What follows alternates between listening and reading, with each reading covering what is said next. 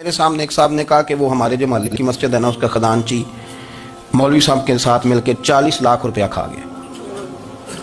میں نے اسے کہا یار بڑی پکی فگر یاد ہے تجھے، پورے 40 لاکھ ہی کھا گیا اور طے ہے۔ تو میں نے کہا کوئی اس کی دلیل؟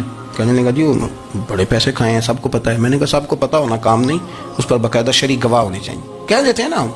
میں نے اسے کہا کہ چلو چھوڑو ساری باتیں، تم نے کتنے دیے تھے؟ کہنے لگا میں نے تو کوئی نہیں دیا۔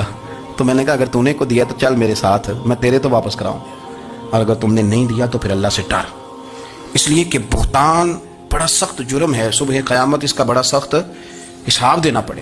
اللہ سے ڈر۔ یہی عالم ہماری اخباریں کرتے ہیں، جس کے اوپر مرضی جو مرضی ڈال دیا، کون سا کسی نے پوچھنا ہے؟ صحیح کہہ رہا ہوں میں؟ جو مرضی۔ اور اب سوشل میڈیا جب سے آیا ہے پھر تو کسی خبر کی کسی تصدیق کی کوئی ضرورت اور نہ پوچھنے والا پوچھتا ہے کہ یہ خبر کہاں سے آئی۔ بہت سارے لوگوں کے مرنے کی خبریں چھپ جاتی ہیں اور وہ وضاحت کر رہے ہوتے ہیں نہیں جی میں بالکل موجود ہوں، میں بالکل زندہ ہوں، کوئی ایسا مسئلہ نہیں ہے۔ تو اچھا اس طرح جب کوئی بندہ کر رہا ہو تو پھر آپ کیا کریں؟ پھر اس کو سمجھائیں۔ میں نے بھی اس دوست سے گزارش کی، میں نے کہا آپ غلط ٹریک پہ چڑھے ہوئے ہیں، یہ طریقہ درست نہیں ہے۔ اگر آپ کے پاس پروف ثبوت ہے تو پھر بھی مجھے بتانے کی ضرورت نہیں تھی۔ آپ وہ پروف ثبوت لے جاتے اور خزانچی اور امام صاحب سے ملتے، کہتے جی 40 لاکھ روپیہ کدھر ہے؟ آپ کے پاس پیسے تھے، وہ مسجد کے ہیں، اس کو آپ لائیں، فلاں جگہ استعمال کیے ہیں کہ نہیں؟ ان کے پاس جاتے، دائیں بائیں کہانیاں چھیڑنا تو آپ اپنے لیے گناہ کٹا کر